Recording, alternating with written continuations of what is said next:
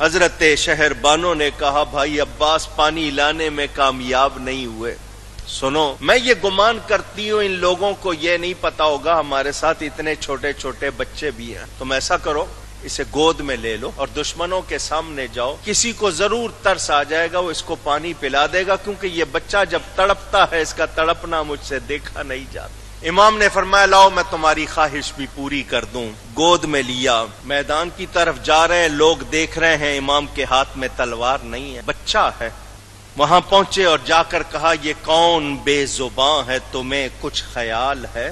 درے نجف ہے، بانوے بے کس کا لال ہے، لو مان لو تمہیں قسم ذوالجلال ہے، بطحا کے شاہزادے کا تم سے سوال ہے، تم کو قسم ہے روح رسالت مآب کی، ٹپکا دو اس کے حلق میں دو بوند آب کی. میرے ہاتھ میں پانی کا پیالہ نہ دو، یہ 6 ماہ کا بچہ ہے میرا، پانی پی کر اس قابل نہیں ہو جائے گا کہ تلوار اٹھا کر ابھی تمہارے مقابلے پہ آ جائے. تم سمجھتے ہو پانی کا پیالہ مجھے دو گے، کہیں میں نہ پی لوں؟ اپنے ہاتھ سے اس کے منہ میں پانی کے قطرے ٹپکا دو. اس کی ماں سے، عورتوں سے اس کا تڑپنا دیکھا نہیں جاتا.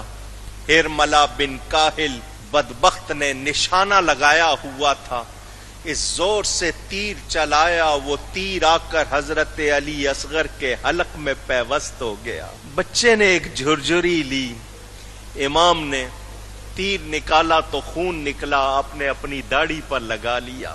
آسمان کی طرف منہ کر کے فرمایا اللہم انی اشہدک علی ہؤلاء القوم، اے اللہ یہ قوم تیرے نبی کی آل اولاد کے ساتھ جو کچھ کر رہی ہے اس پر تجھی کو گواہ بناتا ہوں.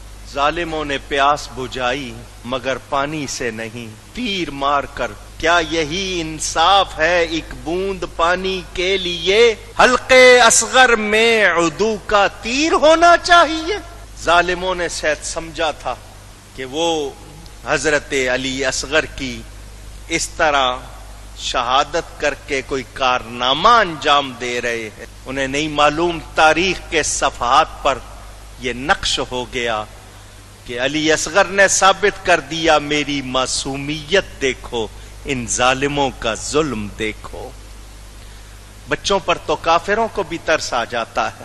یہ کیسے کلمہ گو تھے؟ حضرت علی اصغر شدت پیاس سے نہیں، شوق شہادت میں سرشار تھے. وہ بھی اپنے آپ کو امام پر نچھاور کرنا چاہتے تھے.